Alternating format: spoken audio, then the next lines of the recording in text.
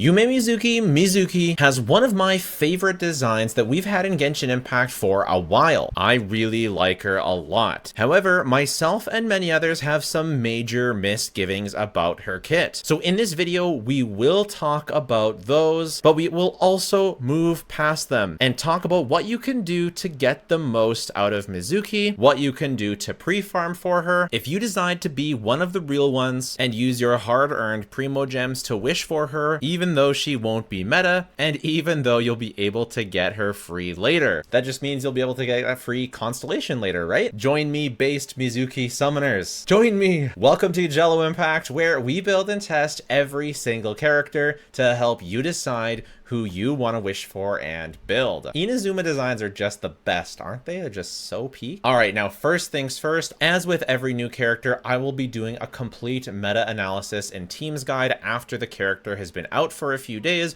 when I've had a chance to test them with every single team that I can think of. So if you're considering pulling Mizuki based on how good she ends up being, we know she won't be meta, but if you're thinking of, oh, if she's at least this good, then I might get her, then you'll want to wait to summon for her until I can actually test her. So don't use this video as like, you know, should I summon for her or not?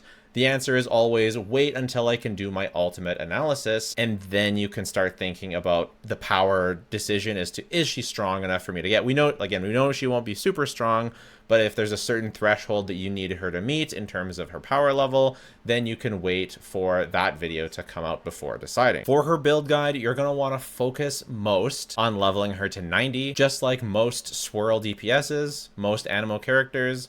Leveling them to 90 is what you want to focus on, much more important than leveling their talent. If you're using Mizuki with Farina, you'll probably want to level up your burst more than your skill. Both of them will give swirl damage. Your skill will be doing more swirl damage, so if you're doing damage, then skill is more important, but I would say the burst is probably a little more important if you're using her with Farina, which you probably should be. But overall, neither of them are nearly as important as level. I'll probably be leveling these to level 8, maybe 9 if I'm feeling very simpy.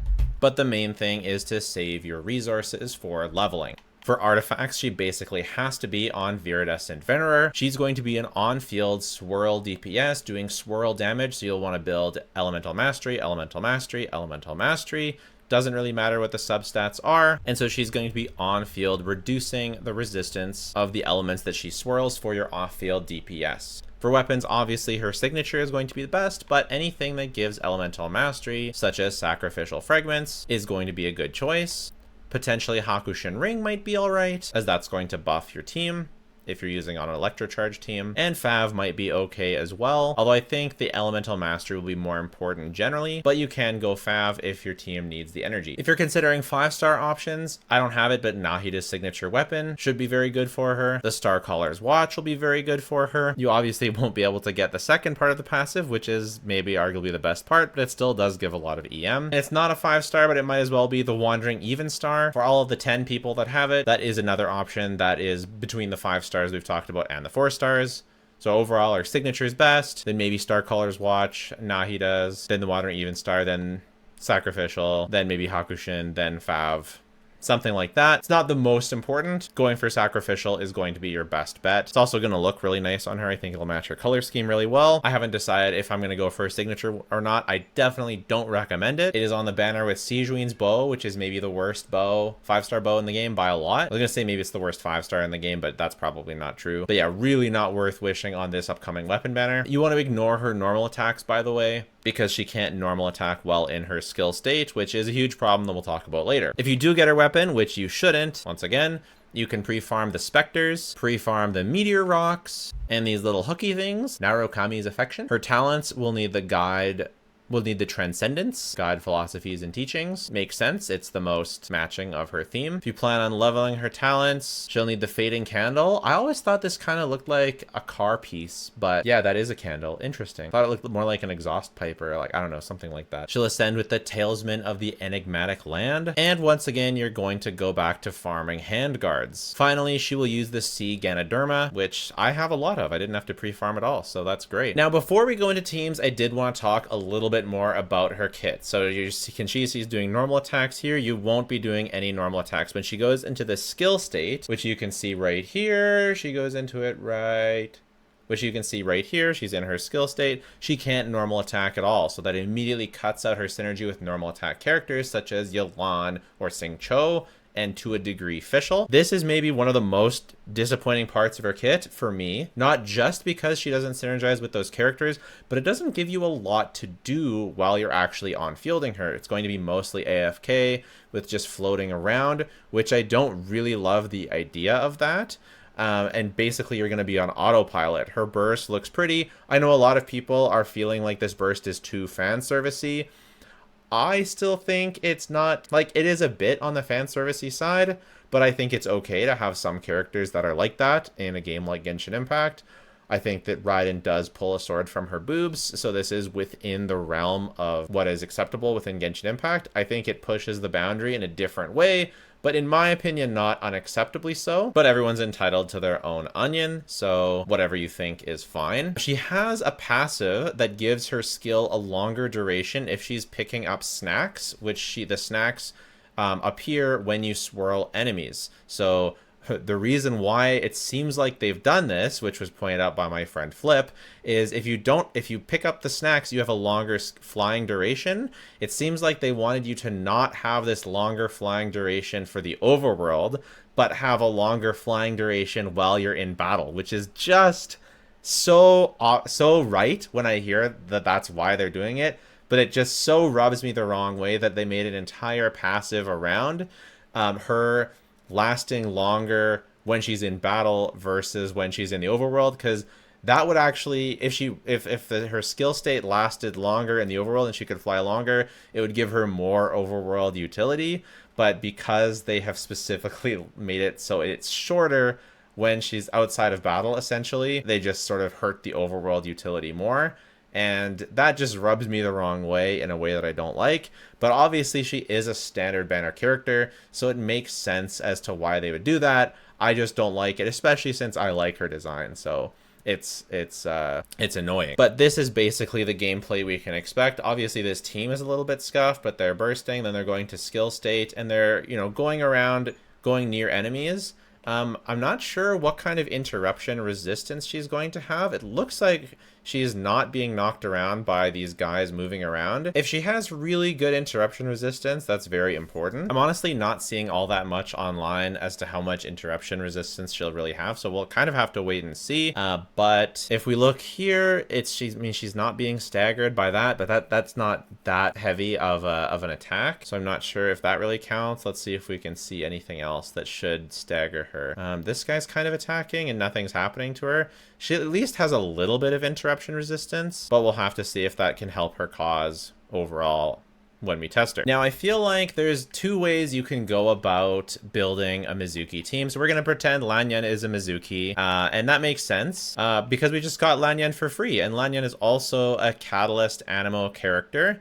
There's no doubt that Lanyan, even at C0, is a much better character than Mizuki. Lanyan works as like a Kazuha replacement or a Zhongli replacement, depending on how you look at it, or both. So Lanyan inherently has a lot more value because she's an off-field support, whereas Mizuki is basically an on-field driver. And even though Mizuki's swirls do a huge increase of damage, it's not nearly enough to make up for the fact that swirl teams don't do all that much from just swirling. But yeah, back to actually building the team. One more thing to consider is the constellations for Mizuki. Her C2 will give her a buff similar to Kazuha's buff, but it will only apply to characters that don't snapshot. So if you do get her C2, either now or down the road, something like this will probably be Mizuki's best team, because then she's giving a Kazuha level buff to Furina and Yai, and Auroran, while Auroran also is giving like the scroll buff to Yaimiko and Furina, because unlike Fischl, she doesn't snapshot, she'll also be getting a buff. So I could see this team being all right. I could see this team having a bit more oomph to it than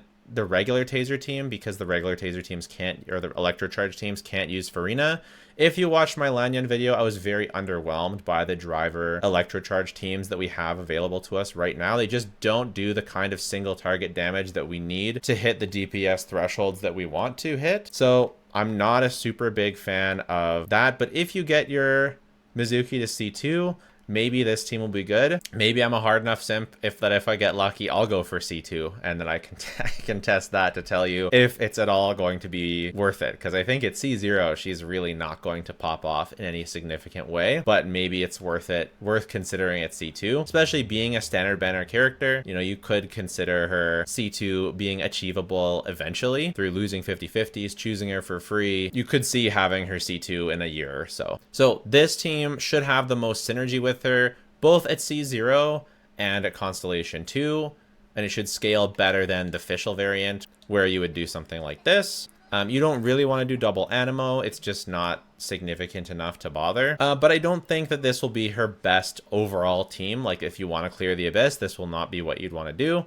If you have available to you, you'd perhaps rather go for something like this, where you basically give up doing swirl damage and hope that you can swirl Pyro, melt your hits and or vape your hits with off-field Moika. Obviously, you'll melt the burst.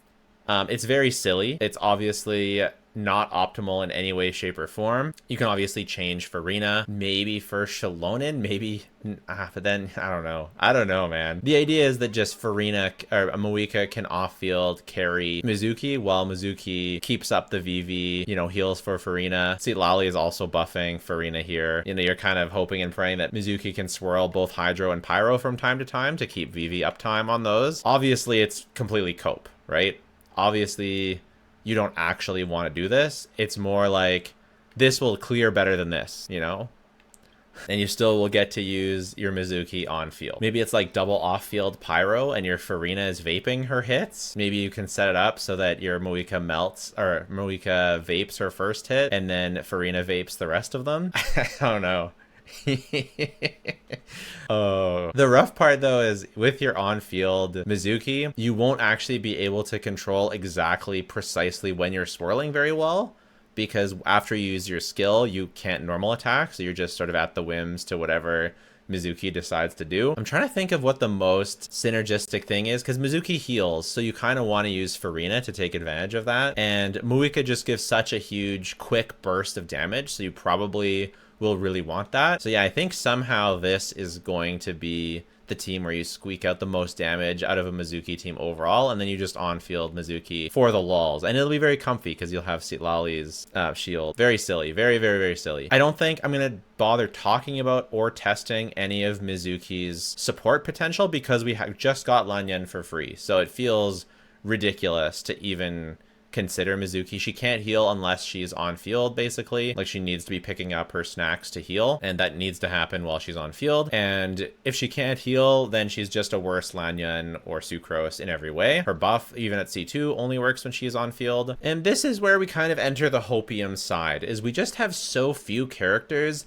that actually synergize with Mizuki that I feel like they're going to specifically add more characters that do synergize with her, or more likely they have an idea for future characters and they're gonna go the way of Farina and Moika, where they do short bursts of damage or lots of off-field damage, and they don't snapshot. Characters like Ororon as well, and this is the direction they're going in the future. Now, again, I don't recommend ever summoning based on future potential, but I do personally believe that in the future we'll get more and more off-field DPSs that Mizuki will feel. She'll always be cope, but she'll feel less and less cope, kind of like Dea, who started out really cope, but eventually became less and less cope with characters like Neuvillette and Arlecchino, and even Clorand, and even basically every character that came out in Fontaine, or so many characters that came out in Fontaine. They helped make Dea feel better, especially her supportive role. And so I think Mizuki being an on-field healer, I think we're going to get some pretty powerful off-field DPS in the future. It seems to be something that Genshin has not done, and of a swirlable element, because right now we do have some powerful off DPS, namely Chiori and most importantly Emily, but neither of them are swirlable. So I think that we're due for more off-field DPS that will synergize with Mizuki and make her feel quite a bit better and have more synergies in the future. So yeah, I'm actually excited for the character, even though I think they're going to be bad and I think they might not be fun to play. I'm really excited to test her and try my best to make her work. Let me know your thoughts. Let me know if you're going to get her. Make sure to subscribe and enter the giveaway down below. But if you don't want to do that, that is totally fine. Just watching the video has been more than enough. Thanks so much. Bye for now.